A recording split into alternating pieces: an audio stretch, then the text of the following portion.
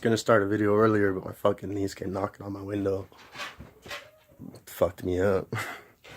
I was gonna just tell you guys how I used to smoke bud in prison. The way I used to do it, the long way, the way so you don't get in trouble when you're doing this shit. Because a lot of people get caught. They just fucking blow up the house. And staff come in and smell at the COs and shit, and then they'll start shaking everyone down. You don't want to get your fucking homeboys shook down when they have shanks in their house and shit. You know what I mean? Because then you're in trouble. So what I do is I get toilet paper. First thing, before anything, I'd get toilet paper and I'd run it through water and scrunch it up into a line. And then I'd circle my whole cell door with it. When you're done, it should look like a gingerbread house. No smell's gonna escape through there. It's fucking smell proof. Then I get a towel. I wet my towel. I put it on the bottom leaf of the door so no smell can escape through the bottom. Then what you want to do is you want to figure out which vent in your cell is blowing in and blowing out. You want to cover the one that's blowing out so that the air is just sucking in. The air is only going into your cell, it's not blowing out. So once you do that, you get put toilet paper, you cover up the vent, and just make sure no air can come through it or nothing like that. Sorry, I'm gonna quit walking so it doesn't seem weird that I'm doing this video like that. So once you get the vents blocked off, then you want to pump your toilet. The easiest way to do that is to get your pillow, take the pillowcase off of it, and it's plastic. Now what you're gonna want to do is get your pillow and you're gonna want to jam it like that, put it on top of your toilet, and stick your knee in it, and then push really hard a few times.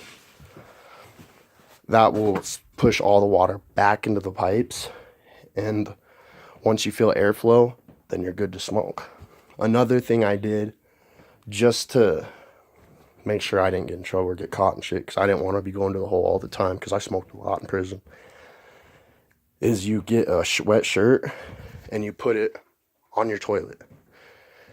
And then when you go to blow, you just lift up a little piece of the shirt and blow it down in there and then shut it. And then it should suck down in by itself. And then with the wet shirt, it shouldn't be able to escape. But there's also bad points to this.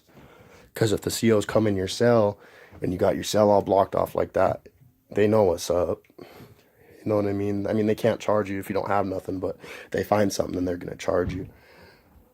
I had this CO come into my cell one time. I was just getting ready to smoke. And I had just gotten up, putting up all the shit around my door. And she walked into the cell and it fell on top of her. And she's like, oh, like freaking out and shit. And I'm like, chill out, chill out. It's just fucking toilet paper. And she thought I was like trying to fucking like kill her or something. I don't know what the fuck she thought. But anyways, I got in trouble for that. I also got in trouble for another time because my cellie and I were getting ready to smoke, and he's supposed to be keeping watch. He's supposed to be watching out the window, make sure there's no guards walking around and like passing our door or nothing. So I'm rolling these joints, and he's standing there by the window and he's talking to me. You know what I mean? I'm sitting here like this, just talking to him, looking down. And then he says something to me, and I look up, and he's not looking at the window no more. He's looking straight at me. I'm like, fool, what are you doing? And the moment I said, what are you doing? A guard's face popped right in the fucking window. And she's like, what's that in your hand? And I had it like this, you know what I mean? So it looked bad. And so she left the window to go pop the door. And as soon as she left the window to pop the door, I fucking swallowed all my shit and ate it. So then she comes in and she's like, where the fuck is it? Tears our house apart. She's fucking pissed. They can't find anything. They end up getting me with tampering with evidence, destroying evidence, which I don't know how because they could never even prove it in the first place. I passed my UA.